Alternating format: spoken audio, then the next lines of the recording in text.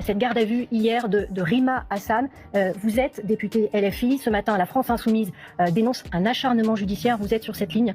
Manifestement, plusieurs choses. D'abord, je ne suis pas venu pour réagir à ce sujet, donc je considère que vous êtes en train de me prendre en traître. Deuxième point, juste auparavant... C'est l'actualité aussi. Oui, écoutez, je vous réponds, vous me posez votre question, moi je vous donne ma réponse. Le deuxième point, c'est que vous êtes en train de commenter des faits dont vous n'avez aucune connaissance et à perte de vue. Juste avant la séquence précédente, vous avez fait intervenir deux éditorialistes, dont l'une est membre de LR, et évidemment vous ne l'avez pas précisé. On a dit qu'il était membre du think tank gaulliste. Oui, alors il n'est pas membre d'un think tank, il est candidat pour LR. Donc vous voyez, vous avez dans votre pratique de journaliste des choses qui sont très gênantes. Maintenant j'en viens au fond. La réalité c'est que Madame Rima Hassan a été convoquée alors qu'elle est parlementaire et elle a été convoquée pour un tweet, ce qui en soi est déjà dérisoire et scandaleux. Elle a été convoquée avant même la levée de son immunité parlementaire, ce qui en soi est aussi scandaleux. Et le troisième point, c'est que pendant toute la journée d'hier et pendant toute la garde à vue, alors qu'elle s'est présentée libre, on s'est retrouvé avec des gens qui ont distillé des éléments probablement fallacieux, alors que évidemment tout ça devait être couvert par le secret. Donc vous voyez, on a un problème fondamental dans ce pays, c'est qu'en ce moment la police et la justice sont en train de partir à volo, que l'état de droit est en train de s'effondrer et que c'est ça qui devrait nous préoccuper. La réalité, c'est que Rima Hassan est ciblée parce que c'est quelqu'un qui tient tête. C'est une femme, elle est d'origine étrangère, elle est arabe et je dirais même qu'elle est arabe parmi les arabes parce qu'elle est palestinienne et c'est ça qu'on lui reproche. Pour le reste, évidemment, je considère que votre façon de travailler est scandaleuse parce que vous ne parlez de faits dont vous n'avez aucune connaissance. C'est normalement parler,